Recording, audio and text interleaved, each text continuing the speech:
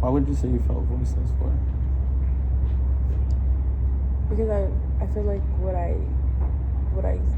whatever I said and what I thought didn't matter, didn't hold any weight, and I moved like that. I moved like quietly and like always wanted to be hidden, never seen. Do you think it stands for something? Like I was saying, like it seems small, but like when my mom was always like, you know, take a child's space, and I just took it so literally. I think a lot of my shyness and like dimming my light came from that. How do you feel like you've been reclaiming your voice back in your life? So when I feel the way, like I say it, but I've also been working on my delivery. Because how you say things to people matter. Because you can say anything you want to someone, but it just matters how you say it. Because like if you're yelling at someone, they're not gonna hear you. They just hear the fact that you're yelling at them. But you can say whatever the same thing that you're feeling, like in a more receptive way, and like people will actually hear you, even if they don't hear you in that moment. Like they'll think about what you say, and you come back and you have different results.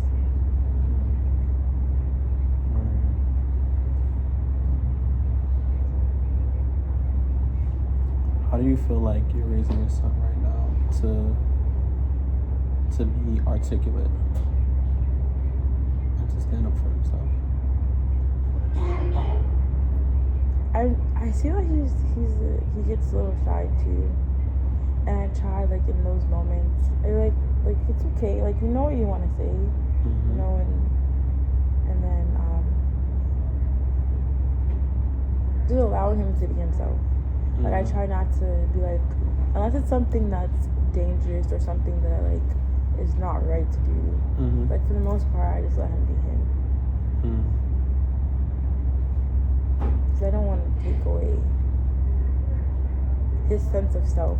Because kids know kind of like who they are. Just they act on who they are.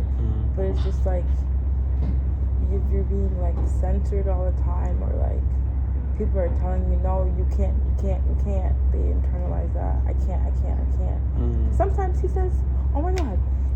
Recently he's been saying, I can't do it. But I always tell him to say, I can do it. I can do anything. So I try to have him say that every so often. Like, I can do anything I want. So, like, change the way he thinks about things. Yeah. And that's a dope way too, because that reinforces what he learns. Like it goes into your subconscious, into your conscious. What are some activities you do with him to make sure like he understands that he feels love and that he has family that supports him? I gotta hug him and kiss him every day. Tell him that I love him. I even make him like go hug my mom and my grandmother, because they're very loving, but they're not the type to be like, oh, come and give me a hug. But if he was to go to give them a hug, like they'll embrace it. So I feel like you grew up like most Caribbean, most African parents, like me too, like where love was, they love you, but it wasn't shown. It wasn't like kind of like displayed. Basically, it wasn't. They weren't affectionate. No. I took my grandma to her appointment the other day. I was like, I love you, Granny. Do you love me? She said, I'm not your man. But she was being funny. And she was like, I love you too. But like even when I would go kiss her when I was younger, she's like, I'm not your man, don't kiss me. But like she didn't like mean it from like a bad like place. Not like she's not saying, oh, I don't love you. That's just how they are. Do you feel like it's generational trauma basically recycling back? Could be. I never really asked her about like the way that she grew up. I mean, she had a lot of siblings, and you can only give so much love to a lot of kids if you have them, and she's the oldest, so she probably had that like plenty hats on. But I never really asked her about her childhood really. When I used to as a kid, she'd be like, I don't have any stories to tell you. That's similar to my stories. Like my mom would be the same way, or like really my parents, my mom and dad, they would be like, oh, I don't got no stories. When I know they have a bunch of stories. They do. They just probably, it's probably just deep down there. Yeah. Probably things they don't want to talk about. Probably things they buried and like they don't remember until they force themselves to remember it. Or maybe even old age, they forget for real. That too. So it's like a combination of things.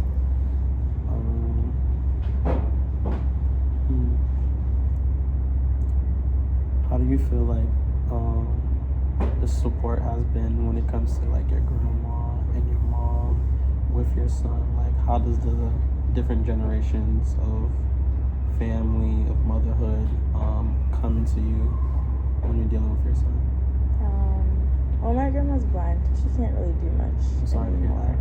It's okay. It's been like 13, 14 years. But if she wasn't, I know she'd do a lot, like, to help me. She actually raised me because my mom was working so much. So we all lived in the same house. So I was with my grandma most of the time. And I can only imagine the way that she brought me up and treated me like she would treat my son, probably even more. Yeah, but for my mom, she's always there. Like, when it comes to my son, she never really tells me no. So, like, she definitely shows up for me. Do you think, like, some of your anxiety stems from, like, not having your mom always around you? Like, you know, sometimes you need your parents' nurturing love. Do you feel like that nurturing time, that you feel like you got that with her? I feel like some of my anxiety comes from not having guidance. Not because they don't care, but they're always busy. Work. Yeah. So it's like, kind of just here trying to figure things out as a kid, and so there's almost so much you know as a child. Like, if you're not taught things, if you're not talked to about things in the world, like, you're kind of just figuring out by yourself. So it's like being scared of, like, okay, I went here and I got burned, like, I don't want to do that again. Yeah. Like, I'm just gonna stay here where I'm comfortable and what I know. That's true. That's very, very true. I do relate to that a lot. So do you feel like you played it safe a lot growing up? Oh yeah. I would never want to, like, go anywhere. Never wanted to get into activities because I was just so, like, I don't want to deal with people, type of thing. Like, I rather just, if I gotta deal with people, I want to deal with my family. That's it. Do you feel like you went through, like, a switch? I feel like it's always a point of time where we feel like that, then it's the switch where we start being impulsive or want to be out or want to do things. Do you feel like you went through that process? Yeah, I had a little wild phase where I'm just like, I just want to go out and socialize and, like, being up in everyone's face. But people are I don't want to say different. I guess we're older now, so, like, we're not as receptive to people. Energy. Yeah. Yeah. Everyone's kind of cliquey, and it's like, if I don't know you, don't talk to me, type of thing. Rather, when you were younger, everyone was just like, yeah, you can join us. But I also just, I stayed away from that, so I wish I, like, dug into that more. But, yeah, now I look more for community, for more, like, support, like, for more connection. Like, that's something that I do crave, not just from, like, my significant other, but, like, for my girlfriends too, and for my family too. Me and my family get together, not all of us, but it was like me, my mom, my sister, and my brother. We were playing a card game the other night, and I had told my brother, like, I wish we were closer. It's kind of what I was telling you. I don't just want to be there. Like, I want to have, like, an intimate relationship with all of us, for just all of us to get closer. And he's like, well, we are close. And I'm like, I'm thinking, like, you know how men y'all are close, but y'all don't have to talk every day. Y'all don't have to like be as intimate as us females do. Yeah. But I was like, either that or is it just like I really just don't want to be there. But then I told him, I was like, well, you have your girlfriend now. You're closer to us, closer to her than you are us, or even like his friends. They talk. So I'm like, I wish I had that with my family. Like, I think my family thinks we're close, but I'm like, we could be closer. Yeah. We could definitely like, because we don't know. Truth be told, we don't know what's going on in each other's lives. We don't know what's on each other's hearts. We don't know like what each other is thinking. Like we just come together and laugh, have a good time, and then we don't see each other for a long time. I do resonate with that a lot. Me and my siblings, I'm always telling them that like we could be closer, we could all talk more, all be more together, and it kind of hurts at times because I don't know, like I would think that me and my family would be closer after a lot of different situations, but it's kind of, I mean, and to a degree we are close, or we're starting to get closer than we ever was, so it's working little by little. It's just everything gotta work its own self out in a way, so just like waiting, but I do know how you feel. But it also takes that one person to get to everyone together, and I feel like that's kind of me. Yeah. And I'm just like, why? Because my mom always tells me that.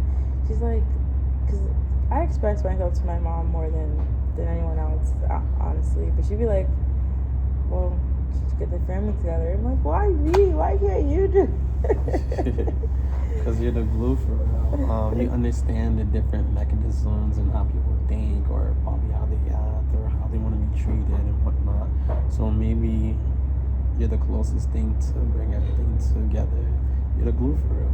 I feel like I'm like that with my family too. Like, I resonate with every single one of them. I got a relationship with every single one of them. So. That's so me too. Oh my God. So I know that like I can put them together. It's just all about no one acting on ego for that to work. And I know slowly but surely it's gonna work out. For sure. That's something I do pray to God for. Protect my family and bring us closer. Allow us to know who you are, and allow us to know each other on a deeper level. That's why I pray to God for that. That's good. I do pray a lot about that too, because life is too short and we need to be living our best lives and bringing Black joy to the community, generational wealth, not just my family, but around the city, around the world. I think it can be easily done if we really look from within and realize who we are, what we need to do, and who we need to be for real. And I know it takes time, it takes work, effort.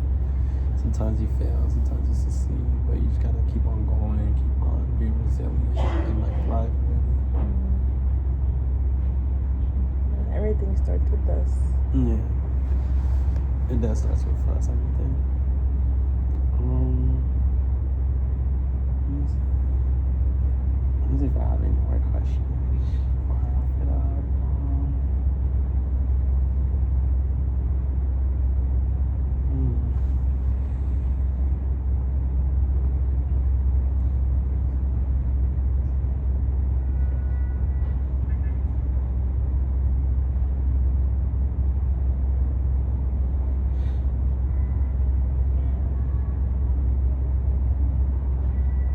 How do you plan on working with the current situations in your life to be where you want to be at?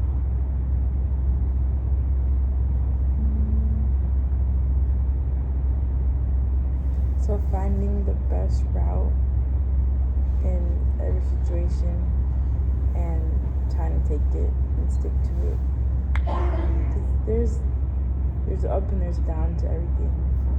But if you just, think about the recipe, I guess, for every situation and do what makes sense to be on your way up, that's kind of what I want to do. So you just take that and apply that to everything. Word. In the beginning, when we started the video, I didn't give definition like anxiety. So like, what would be your definition of anxiety? And I'll give mine after. And let's make it tailored to like communication, because since we've been talking about that, like anxiety when it comes to communication, how does that look, or how would you define that? Like being uncomfortable or uncertain just about your like people or their environment, and also yourself too. I think my definition of anxiety, especially tailored to communication, would be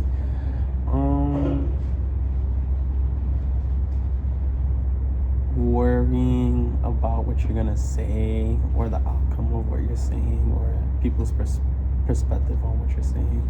It can look like stuttering or jitteriness, like shaking. So I think that would be my definition of like anxiety when it comes to communication. I'd say one last question. What is something? I think two last questions. Two just came in my head. What's one thing you want to tell yourself in a year from now? Like, like a note. If you can send a note to yourself in the future, what would it be? Keep God in everything. And that if I'm ever lost, just don't forget that God has the answers. God can help you. Amen. Amen. Then I think the last question to wrap everything up would be, how would you help people cope with anxiety when it comes to communication, when it comes to dealing with a whole lot of different things when it comes to like parenthood as well?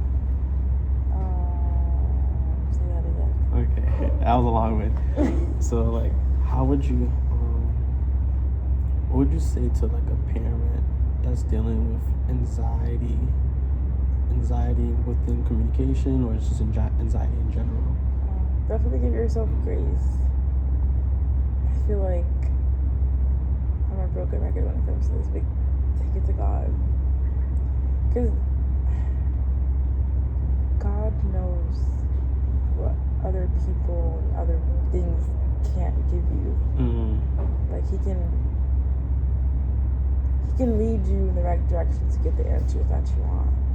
But yeah, give yourself grace. Take it to God. Be self-aware and know your limits.